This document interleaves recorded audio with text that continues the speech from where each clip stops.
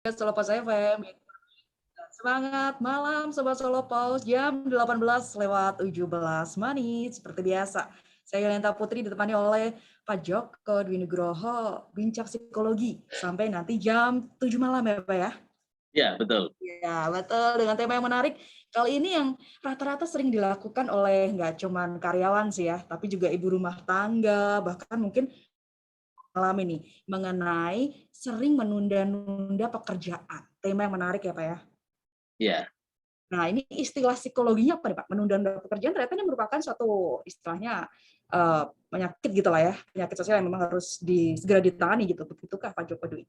betul. Jadi selamat malam Mbak Putri dan juga para Mhm, sobat Solo Pos ya. mhm. Kita bertemu lagi di Bincang Psikologi. Kali ini kita mengangkat tentang menunda-nunda pekerjaan. Ada Ya. istilah yang sering kalau mahasiswa skripsi itu namanya adalah prokrastinasi. Ya, Oh, oke. istilahnya prokrastinasi. Mhm, Nah, ini banyak sekali terjadi di sekitar kita. mhm, Termasuk saya sendiri juga kadang-kadang melakukan itu. Ya, mhm. kalau dulu sering, lama-lama juga mikir karena ternyata memberikan impact-impact tertentu ya bagi kita. Jadi kalau kita menyinggung mengenai prokrastinasi itu ada prokrastinasi aktif, ada prokrastinasi pasif, jenisnya ada dua. Prokrastinasi aktif itu adalah orang yang memang dia itu merasa adrenalinnya akan sangat meningkat, dia sangat tertantang ketika dia mengerjakan tugas-tugas itu mepet-mepet ya. Oke. Itu prokrastinasi aktif. Kemudian kalau contoh prokrastinasi pasif itu adalah ketika seseorang ini menunda-nunda bisa karena dia kurang mengerti materi itu sehingga akhirnya dia Mhm, menunda-nunda ya. Atau dia masih mencari eh, pengambilan keputusan karena kan masih ragu ya karena tadi terkait dengan dia mhm. kesulitan untuk memahami sesuatu kemudian dia ragu. Nah, ini contoh yang sering terjadi di sekitar kita adalah contoh di dunia pendidikan ini banyak, misalnya mahasiswa yang menyelesaikan skripsi itu.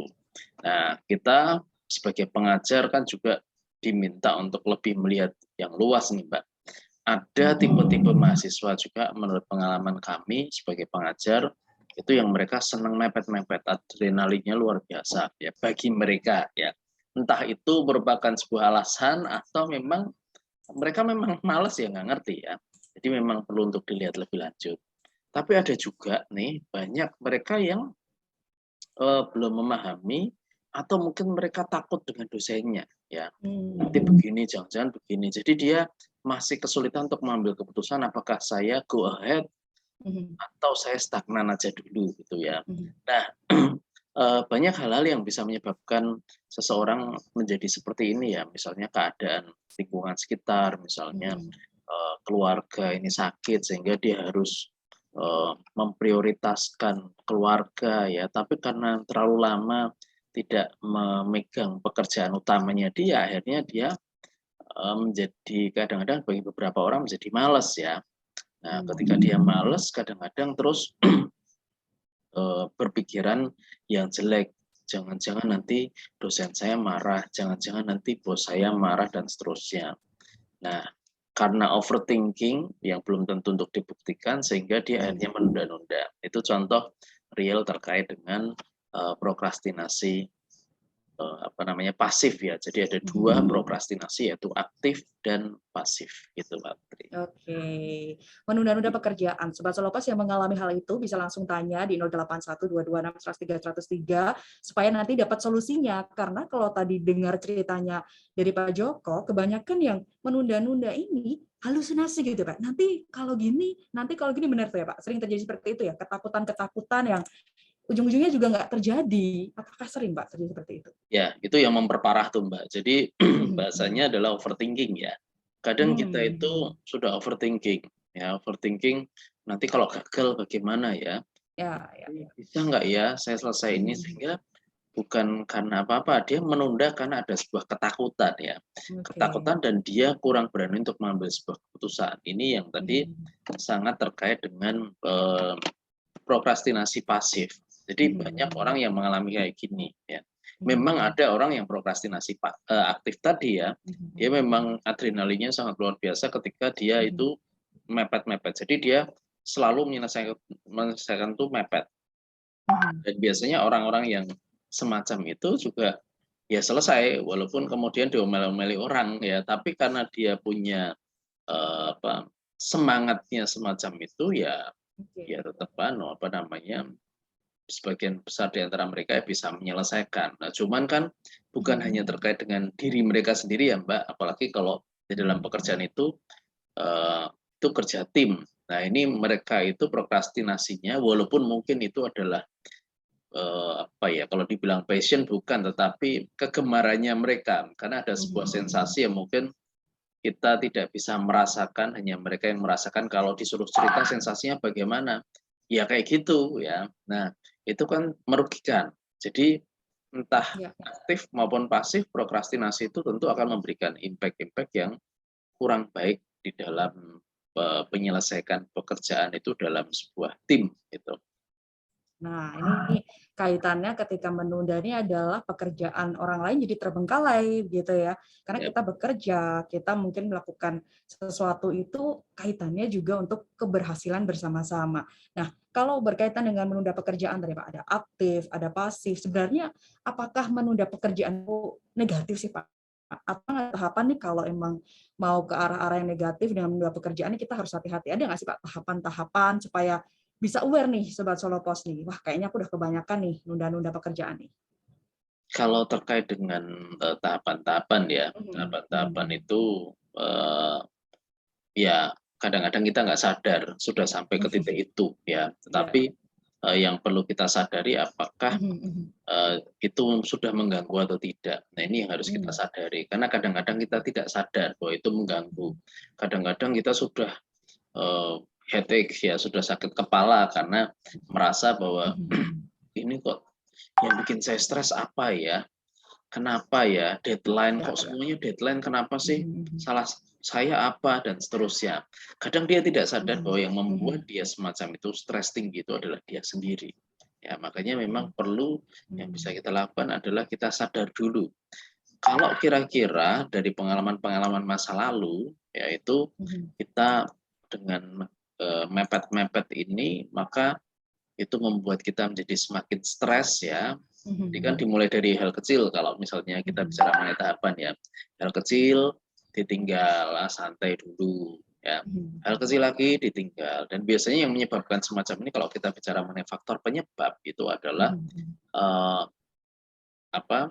mereka rata-rata adalah orang-orang yang selain tadi ya, selain karena itu mereka merasa tertantang itu penyebabnya, tapi ada penyebab lain di mana mereka itu sebenarnya merasa bahwa yang dilakukan mereka itu impact-nya, reward-nya itu jangka panjang. Ya, reward-nya jangka panjang. Ada yang mereka mikir, aku pengen sesuatu aktivitas yang reward-nya itu ya sekarang, saya pengen yang menyenangkan. Ya, misalnya nih, disuruh ngerjain bosnya pekerjaan. Ya. Atau anak yang disuruh orang tuanya untuk nyapu. Kemudian tiba-tiba ada suara yang panggil-panggil, Adi, Adi, gitu ya. Nah, kemudian ngapain? Yuk main bola yuk. Terus dia mikir, asik ya main bola ya sama teman-teman, bisa ketawa ketiwi dan lain sebagainya daripada nyapu sendirian ya. Akhirnya tentu dia akan memilih situasi yang bisa memberikan dalam tanda kutip reward yang instan, gitu. Reward yang langsung. Sehingga dia prioritasnya ini bukan ke yang ke depan ya, untuk rumahnya misalnya untuk lebih bersih, nanti kalau bersih kan juga kesehatannya terjaga dan lain sebagainya. Dia tidak memikirkan itu karena impact-nya itu kadang tidak dirasakan langsung ya, tapi dia cenderung memilih impact yang sekarang ya. Tapi dimulai dari yang kecil-kecil dulu. Nanti terus ini kemarin juga nggak apa-apa kok, ngapain lagi ya. Kemudian lagi melakukan yang lain. Akhirnya menjadi sebuah habit. Nah, ketika habit itu akhirnya di suatu titik biasanya orang kemudian sudah mentok ya. Kenapa ya semuanya hidup saya tuh kayaknya waktunya habis cepet banget ya. Karena mungkin kita terlalu sibuk dengan hal-hal yang sebenarnya tidak perlu menjadi prioritas kita ya. Tapi kita anggap sebagai sebuah prioritas. Nah, inilah yang kemudian nanti akan mengganggu ritme kita dalam bekerja, ritme dalam proses hubungan interpersonal kita dengan orang lain dan lain sebagainya. Kalau sudah mulai merasa ada gangguan-gangguan tertentu yang membuat kita tidak nyaman, ini kita patut waspada ya. Nah ini pola ini, nah kebetulan yang kita bicarakan adalah prokrastinasi ya. Pola prokrastinasi ini nggak baik nih buat saya, makanya saya harus bisa melawan diri saya, melawan untuk santai-santai dan seterusnya. Nah pengalaman-pengalaman kami, pengalaman saya mungkin karena saya pengajar ya, itu banyak mahasiswa-mahasiswa itu ketika dia sudah oke, saya akan prioritas untuk mengerjakan skripsi ya. Enggak sampai semester selesai kok, Mbak. Itu kalau dia niat, tapi karena ya tadi itu gangguannya macam-macam. Anak kos diajak keluar, kemudian kuliner. Nanti kalau udah selesai apa namanya goes atau mungkin apa capek tidur lupa ya. Jadi ini Keterusan lupanya gitu ya. lebih nyaman, yang penting healing dulu deh ya, tapi dia lupa pekerjaan utamanya seperti apa.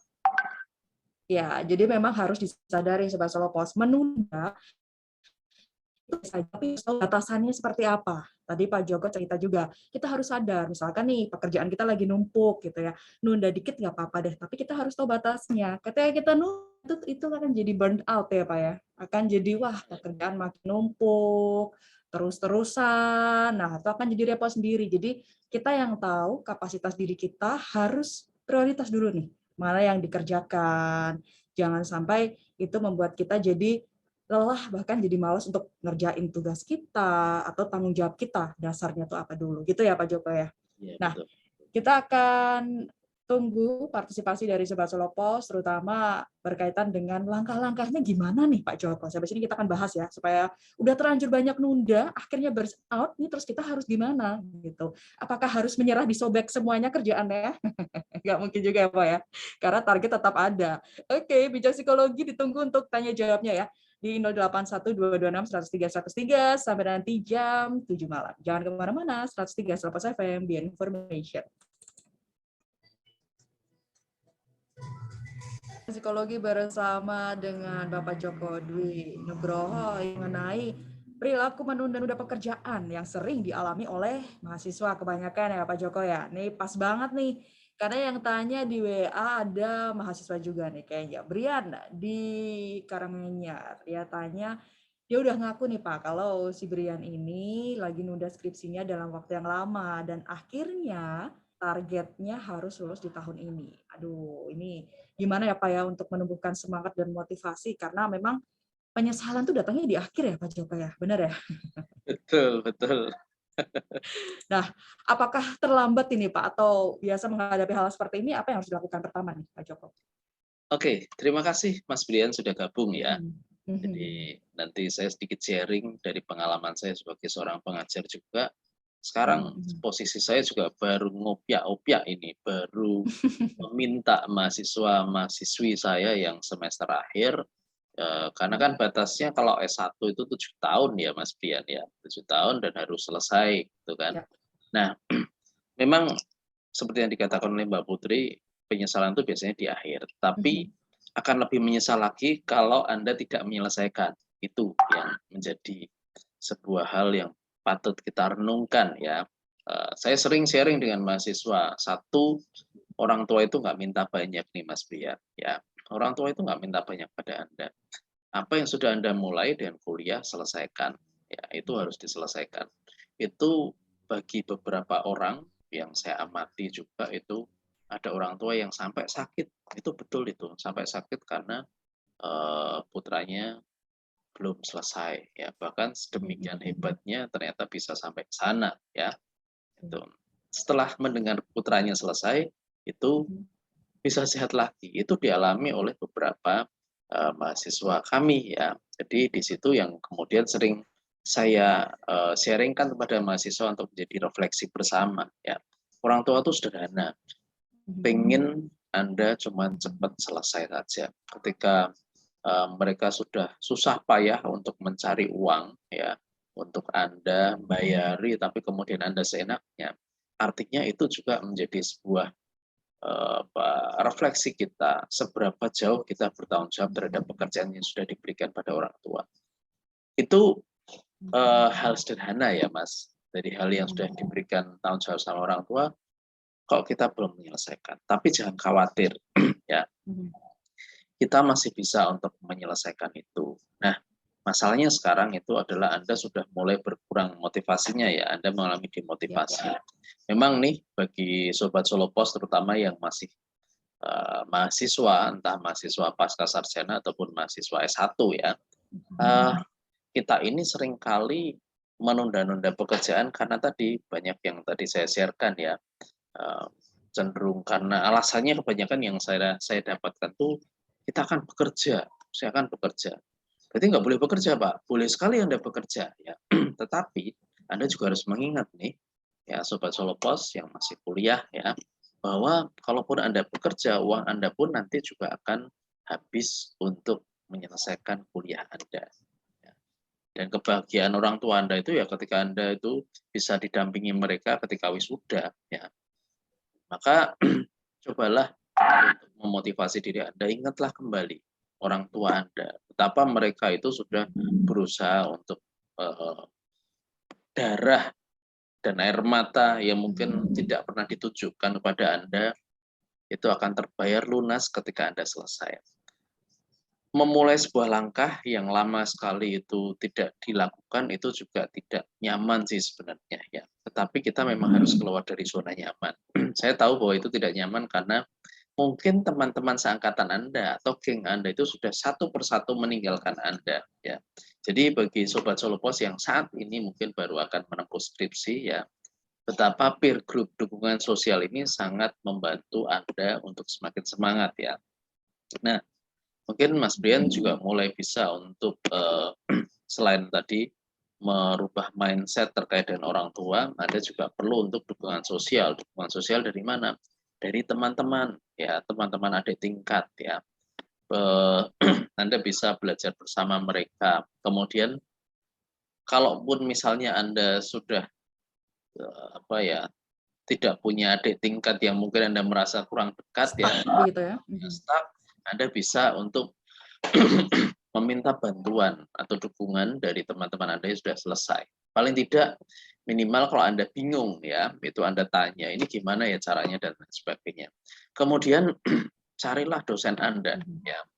Kadang-kadang nih Mas ya, ada perbedaan keyakinan antara dosen dengan mahasiswa.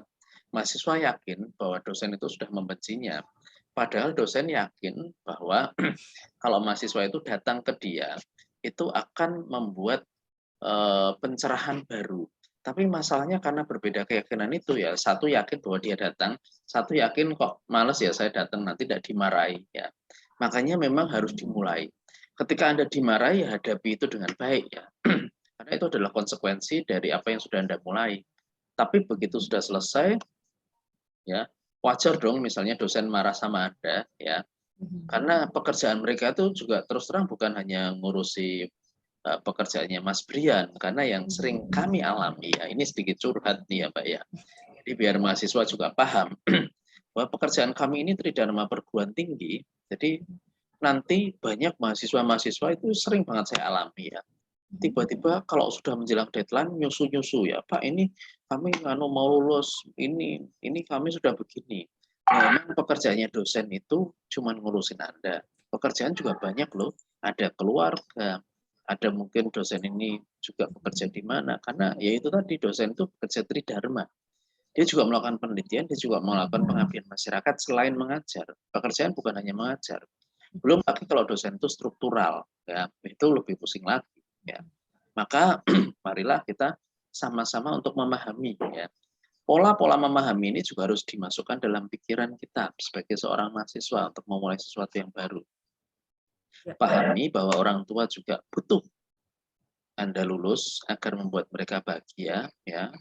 Tapi pahami juga bahwa semua yang terjadi ini karena peran Anda. Tapi jangan terlalu sering untuk menyalahkan diri Anda. Anda harus melihat ke depan. Akan lebih baik Anda memulai seperempat perjalanan kaki Anda, menggerakkan kaki Anda daripada Anda tidak menggerakkan sama sekali. Yang penting itu gerak. Orang Jawa mengatakan alon-alon asal kelakon. Ya.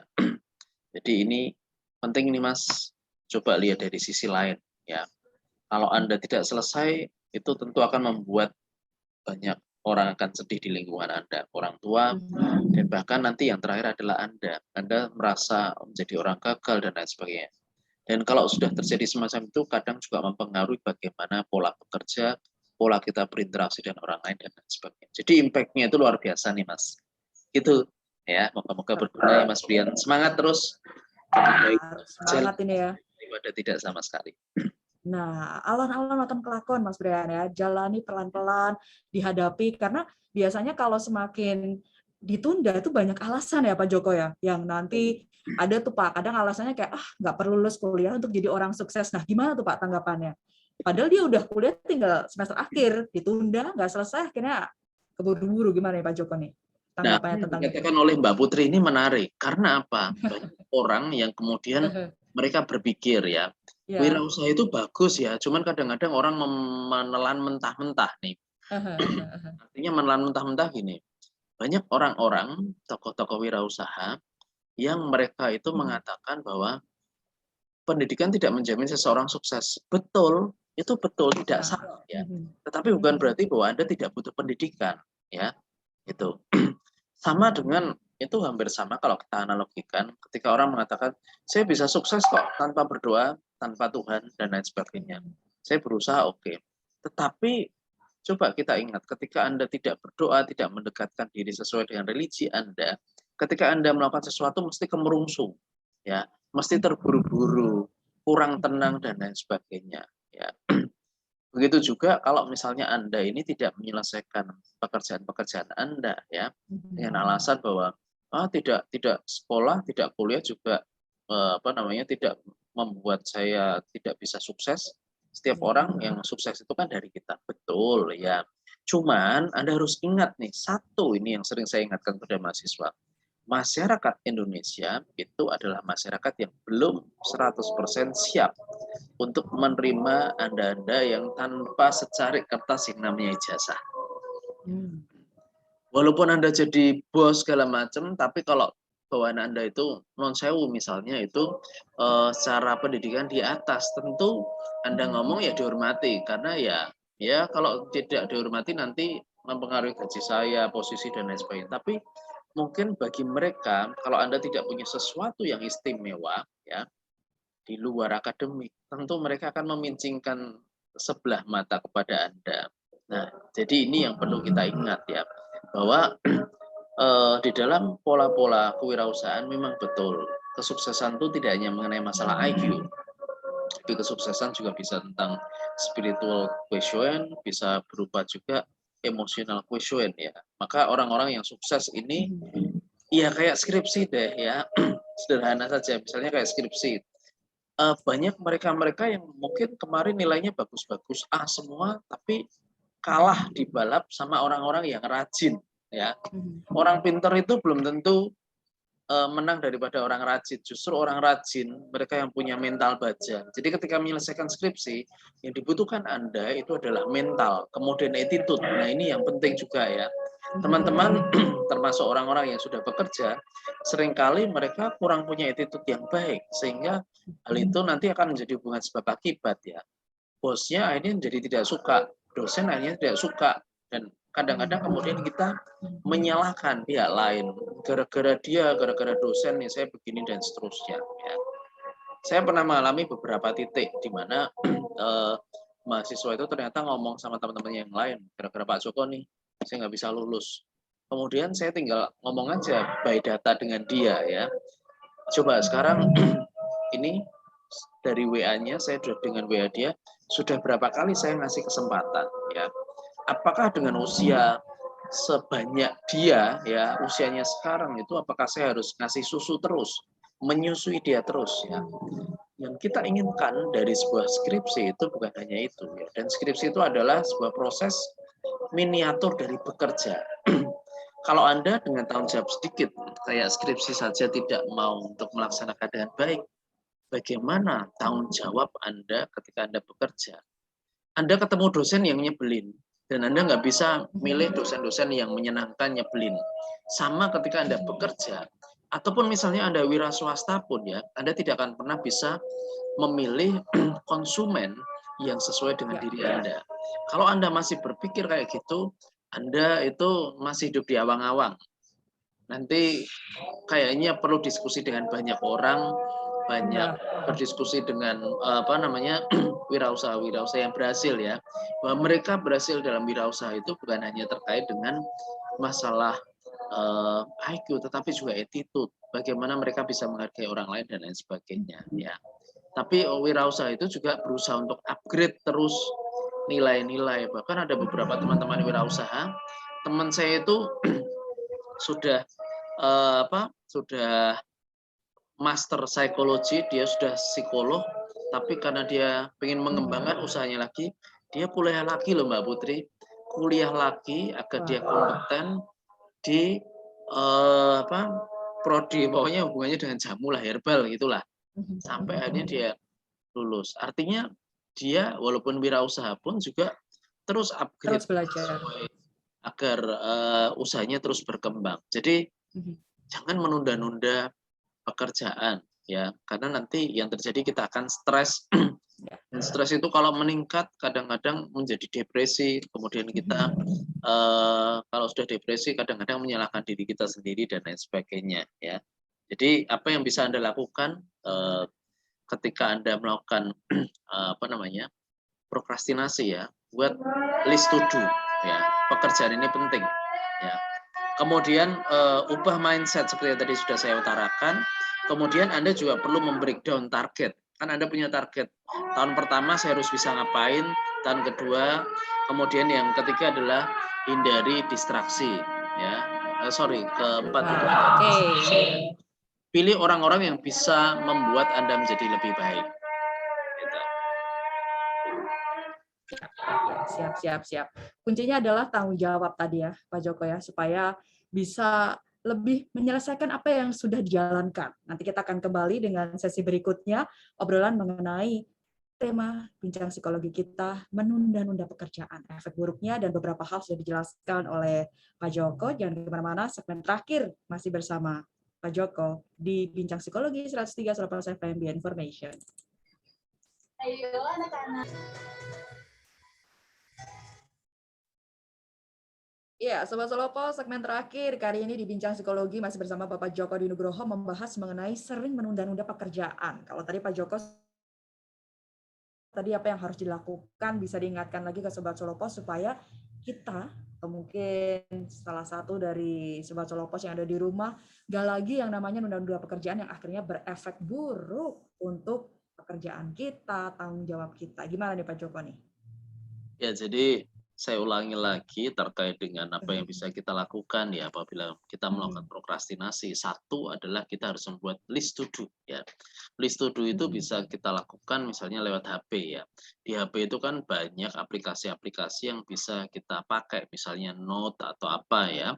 Atau misalnya kita tulis kemudian kita jadikan wallpaper sehingga itu menjadi sebuah reminder. Ini yang paling penting ya. Jadi ada sebuah reminder sehingga akhirnya kita, oh ya, karena ada orang-orang yang prokrastinasi karena dia lupa betul ya. Lupa karena seringkali menunda-nunda sehingga benar-benar lupa ya. Nih, kayak beberapa waktu ini ya, saya kemarin di WA teman saya, Pak, sudah review untuk naskah jurnal yang mau diterbitkan. Oh iya, lali aku kayak gitu ya. Karena apa? Ya karena kemarin tuh banyak sekali pekerjaan, kemudian ya itu yang saya akui, saya melakukan prokrastinasi. Makanya tadi saya bilang bahwa kadang-kadang kita melakukan prokrastinasi karena sudah menumpuk-numpuk jadi lupa, maka penting ada sebuah to-do list ya.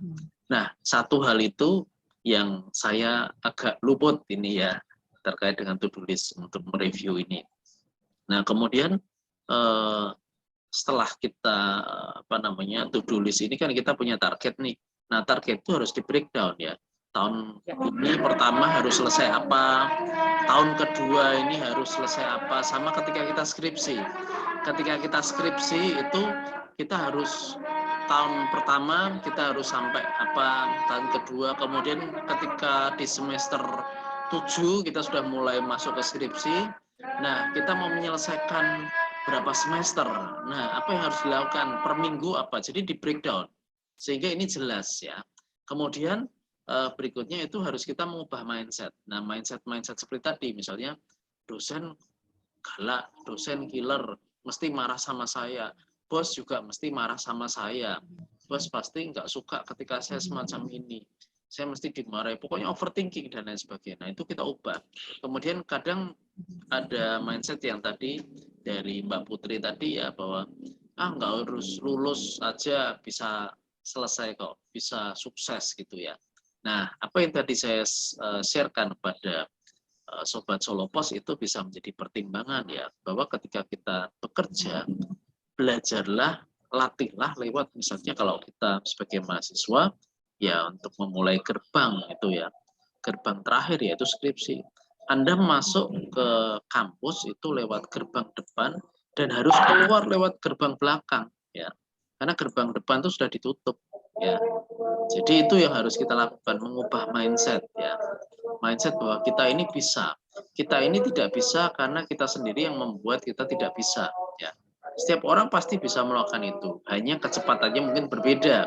Ada yang cepat banget, ada yang tidak, dan ada yang sangat butuh dukungan sosial, ada yang tidak. Makanya yang dulu pernah saya lakukan ketika saya melakukan pekerjaan itu, bagilah pekerjaan itu ya. Sekarang saya juga baru menjadi panitia dalam sebuah kepanitiaan di kampus ya. Saya minta tolong mahasiswa, karena kalau saya pegang semua ini tidak mungkin jalan ya.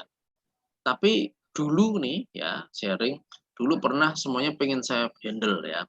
Akhirnya apa? Tidak, ya akhirnya tertunda-tunda karena tidak mungkin, dan kita sadar bahwa kita itu terbatas. Nah, mindset itu kemudian saya ubah. Akhirnya apa? Semuanya bisa berjalan dengan baik ya. Kemudian hindari distraksi. Distraksi itu misalnya kita tahu kemarin bekerja, kemudian ada orang yang ngajak bekerja, padahal kita tahu kita sudah mau untuk melakukan pekerjaan kita sudah mau menyelesaikan skripsi kita dan lain sebagainya. Ya. Carilah orang-orang yang mereka sevisi dengan Anda untuk menyelesaikan pekerjaan Anda, entah pekerjaan di kantor ataupun pekerjaan di kampus sebagai mahasiswa. Ya. Saya banyak menggunakan contoh mahasiswa karena kasus-kasus prokrastinasi ini banyak sekali di kalangan-kalangan mahasiswa, entah mahasiswa pasca sarjana ataupun mahasiswa S1, itu nggak ada bedanya, tergantung pada kita, tergantung pada mindset. Pada akhirnya, ya ketika kita sudah melakukan pekerjaan kita, step by step, tentu ini akan memudahkan kita. Ya, jadi persiapkan semuanya dengan baik, ya agar hidup kita juga lebih enjoy. Kita jangan mudah mengeluh pada bahwa pekerjaan saya berat. Semua pekerjaan itu berat. Tidak ada orang bekerja itu tidak berat ya. Mbak Putri hujan-hujan datang ke Solo Pos ya. Karena kalau nggak datang, ya nanti ditegur sama atasan. Kalau nggak datang, ya. ya nggak dapat gaji ya Mbak ya. Betul, betul. Itu harus menjadi sebuah pertimbangan tertentu. Mungkin itu sih. Nah, itu tadi Sobat Solopos udah lengkap Pak Joko ngasih. Ada 4 tips ini ya. To-do list jangan lupa. Kemudian breakdown tuh targetnya mau diselesaikan kapan. Tugas akhir, skripsinya, atau apapun pekerjaan Anda. Ubah mindset ke hal yang positif. Dan yang keempat adalah hindari distraksi. Fokus pada satu hal itu ya. Selesaikan karena ini sebagai bentuk tanggung jawab. Betul ya Pak Joko ya? Betul, betul. Nah, itu tadi obrolan kita mengenai tips untuk tidak lagi menunda-nunda pekerjaan karena menjadi kebiasaan yang buruk gitu ya. Nanti bisa jadi penyakit mental kalau kata Pak Joko Dwi nih, Sobat Solopos, ada depresi dan lain-lain. Sama-sama kita ubah kebiasaan kita. Terima kasih Pak Joko Dwi. Obrolannya seru banget hari ini ya. Nah, kita tunggu tema-tema selanjutnya untuk Sobat Solopos supaya makin bermanfaat dalam menjalani hidup ini. Thank you Pak Joko. Sama-sama Mbak Putri. Itu tadi obrolan kita dengan Pak Joko Dwi Nugroho ya di Bincang Psikologi. Ingat semua pesannya, ingat semua tipsnya agar kita mempunyai kebiasaan yang lebih baik lagi. Hindari deh menunda-nunda pekerjaan karena yang repot Anda sendiri loh. Baiklah Putri pamit ya. Ketemu lagi di Bincang Psikologi kesempatan lainnya. Stay tune terus di sini karena habis ini akan ada Quran Vibes masih bersama saya Yolanda Putri. So, stay tune di sini News Radio with Smart Listener 103 Solopos FM, Be Information. Bye bye Sobat Solopos.